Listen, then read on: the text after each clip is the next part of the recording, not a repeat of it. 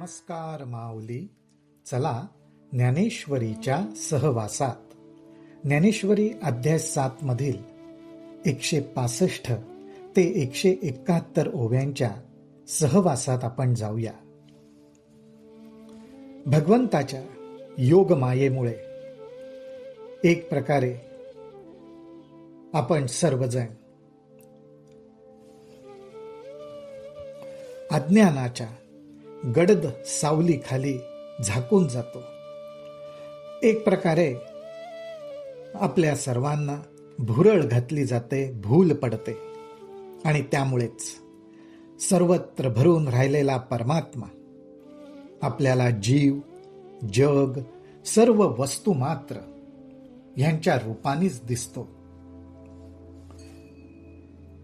आता अशा प्रकारे भगवंताच्या योग मायेने आपल्याला जो भ्रम होतो, जो भास होतो आणि त्यामुळे आपण भगवंताच्या खऱ्या स्वरूपापासून लांब जातो. सर्वत्र भगवंत भरलेला असून सुद्धा आपल्याला तो दिसत नाही. हे असं कशामुळे घडतं? त्याचं स्पष्टीकरण स्वतः भगवंत आपल्याला देतायत. ते म्हणतात, तरी तेची आता थोडीसी गोठी सांगिजेल परियेसी, जेथ अहंकार तनूंसी वालभ पडिले. ज्या गोष्टीमुळे हा संसार आपल्याला अनुभवायला येतो आणि खरा वाटतो, त्याबद्दलची गोष्ट तुला सांगतो. तरी तेची आता थोडीसी गोठी सांगिजेल परियेसी. ती गोष्ट तुला सांगतो. आणि हे असं कशामुळे घडतं? तर जेथ अहंकार तनूंसी वालभ पडिले. अहंकार आणि तनू म्हणजे देह. अहंकार आणि देह यांचं एकमेकांवर प्रेम जडलं, वालभ पडिले. दोघं एकमेकांच्या प्रेमात पडले, अहंकार आणि देह. आणि त्यातूनच देह अहंकार अशी आपली वृत्ती बांधली गेली. ह्या देह अहंकाराच्या मुळे देहाविषयीचं प्रेम वाढत गेलं आणि देहाला धरून जे काही आहे तेच सत्य, असा भ्रम आपल्या ठिकाणी निर्माण झाला. पुढं काय घडलं? ज्ञानोबा राय इथे प्रेमाची गोष्ट करतायत. अहंकार आणि देह यांचं प्रेम जुळलंय. आता ह्या प्रेमातून त्यांना एक मुलगी झाली. तेथ इच्छा हे कुमारी झाली, मग ते कामाचिया तारुण्य आली. तेथ द्वेषेंसी मांडिली वराडीक. कसा प्रपंच वाढत जातो. अहंकार आणि देहाचं एकमेकांवर प्रेम जडलं. त्या दोघांमधला जो संयोग, त्यातून एक मुलगी जन्माला आली. त्या मुलीचं नाव काय? ती कुमारी आहे. त्या मुलीचं नाव आहे इच्छा. देह आणि अहंकारामधनं इच्छा जन्माला आली. ही इच्छा जेव्हा तरुण वयात आली, त्यावेळी तिच्या तारुण्याचं वर्णन करताना ज्ञानोबा राय म्हणतात, मग ते कामाची तारुण्य आली. तिचं तारुण्य कसं होतं? तर विषय वासना रूपी तारुण्य होतं. तेथ द्वेषेंसी मांडिली वराडीक. या मुलीचं लग्नाचं वय झालं, ती तरुण वयात आली. मग ह्या इच्छेचं नातं अर्थात विवाह कोणाबरोबर झाला? तर द्वेषाशी तिचा विवाह झाला. इच्छा आणि द्वेष हे दोन्ही हातात हात घालून येतात. अशी जोडी आहे, एकमेकांना शोभून दिसणारी इच्छा आणि द्वेष. त्याचं कारण असं की आपल्या मनामध्ये ज्या इच्छा निर्माण होतात, तीव्र इच्छा निर्माण होतात आणि मग त्यांचा उपभोग घ्यावा, आनंद घ्यावा अशी जी आपली ओढ निर्माण होते, त्याच्यामध्ये जे काही येईल त्या बाबतीत आपल्या मनात द्वेष उत्पन्न होतो. त्यामुळे जिथे इच्छा आहे तिथे द्वेष आलाच. असं त्या दोघांचं बरोबरीचं नातं आहे. आता या इच्छेचं द्वेषाशी लग्न झालं, त्यांना पण एक मुलगा झाला. तया दोघांस्तव जन्मला, ऐसा द्वंद्व मोह झाला. मग तो आजेयाने वाढविला अहंकार. इच्छा आणि द्वेष या दोघांच्या संयोगातनं या दोघांना एक मुलगा झाला. त्या मुलाचं नाव काय? द्वंद्व मोह. द्वंद्व मोह म्हणजेच मी माझं, तू तुझं. या मोहात जीव पडतो, तो द्वंद्व मोह जन्माला आला. त्यामुळे जीव सुखाच्या, दुःखाच्या, अपेक्षांच्या स्वाधीन झाला. त्याला योग्य प्रकारे विचार करता येत नाही. कारण द्वंद्व हे मनात नेहमीच असतं. संशय मनात नेहमीच असतो. गोंधळलेली अवस्था मनात नेहमीच असते. असा हा द्वंद्व मोह मुलगा जन्माला आला. हा मुलगा कोणाकडे वाढला? त्याला कोणी वाढवलं? त्याला आजोबांनी वाढवलं. आजेयाने वाढविला. हा आजोबा कोण? तर अहंकार. या आज्याचं नाव आहे अहंकार. या अहंकाराने या द्वंद्व मोहाची चांगली काळजी घेतली आणि याचा द्वंद्व मोह अर्थात देह अहंकार कसा वाढत जाईल याची पुरेपूर काळजी या आज्याने घेतली. हा द्वंद्व मोह कसा?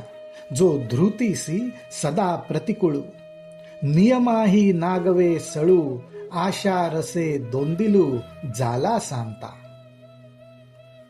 अहो, हा द्वंद्व मोह नियमाही नागवे सळू. नियमांमध्ये सुद्धा बांधला जात नाही. त्याचबरोबर त्याच्या ठिकाणी धैर्याच्या दृष्टीने नेहमी प्रतिकूल अवस्थाच असते. धृती नाही, संयम नाही, धैर्य नाही. कारण का? तर आशा रसे दोंदिलू, जाला सांगता. हा द्वंद्व मोह आशारूपी रसाने सतत आशारूपी रस पिऊन दोंदिलू म्हणजे चांगला पुष्ट झालाय. या द्वंद्व मोहाची तब्येत कशामुळे सुधारली? तर सारखी आशारूपी रस प्यायल्यामुळे त्याची तब्येत सुधारली. पुढे हाही मोठा झाला. मोठा झाल्यावर त्यालाही अजून एक व्यसन लागलं. ते कुठलं? तर असंतुष्टीची या मदिरा, मत्त होऊनी धनुर्धरा, विषयांचे वोवरा विकृतीसी असे. हा द्वंद्व मोह जसा मोठा झाला, त्याला दारू प्यायचं व्यसन लागलं, मदिरा. आणि ही मदिरा कुठली? तर असंतुष्ट रूपी मदिरा. सतत असंतुष्ट, असंतोष हीच मदिरा पिऊन त्याच्यात तो धुंद झालेला असतो. मत्त होऊनी धनुर्धरा, विषयांचे वोवरा. वोवरा म्हणजे घरात, विषयांच्या घरात विकृतीसी असे. विकृती म्हणजे विकार. जे करू नये त्या कृती, विकृती, विकार रूपी. बरोबर तो ह्या विषयांच्या घरात राहतो. ही जणू काही विकृती रूपी स्त्रीच आहे. त्या स्त्री बरोबर या विषयरूपी घरामध्ये तो राहतो. त्यामुळे काय झालं? तेने भावशुद्धीची या वाटे, विखुरले विकल्पाचे कांटे, मग चिरिले अभांटे अप्रवृत्तीचे. त्यामुळे शुद्ध भाव, शुद्ध भावाच्या वाटेवरती अनेक विकल्पांचे अर्थात अश्रद्धेचे, अविश्वासाचे काटे विखुरले गेले. कारण सतत मनामध्ये विकल्पच. हे विकल्प विकाररूपी विषयाला धरून.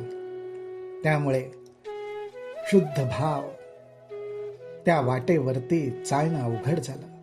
त्या ठिकाणी हे काटे विखुरले गेले आणि त्याच्यातूनच पुढे अजून काही मार्ग निघाले. ते मार्ग कुठले निघाले? अप्रवृत्तींचे. जे वर्तन करू नये, जे आचरण करू नये त्या आचरणाचे अनेक मार्ग निघाले, मग चिरिले अभांटे अप्रवृत्तीचे. अर्थात हा द्वंद्व मोह त्या वाटेवरती चालायला लागला.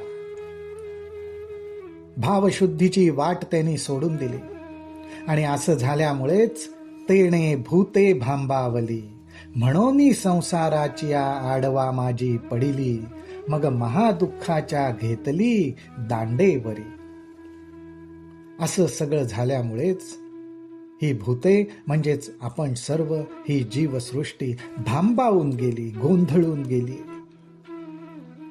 आणि ह्या अशा गोंधळलेल्या अवस्थेतच ते संसार रूपी गडद दाट जंगलामध्ये येऊन पडले.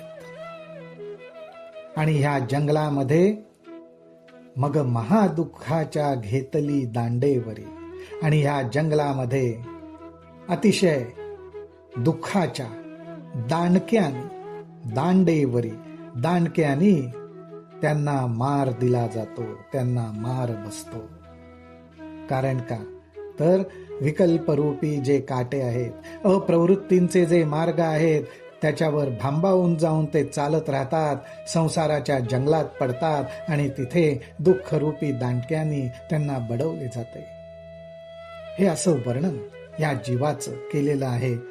जो जीव भावशुद्धीच्या वाटेपासनं दूर जातो, भगवंतापासनं दूर जातो, त्याचं हे वर्णन आहे. रामकृष्ण हरी, रामकृष्ण हरी, रामकृष्ण हरी.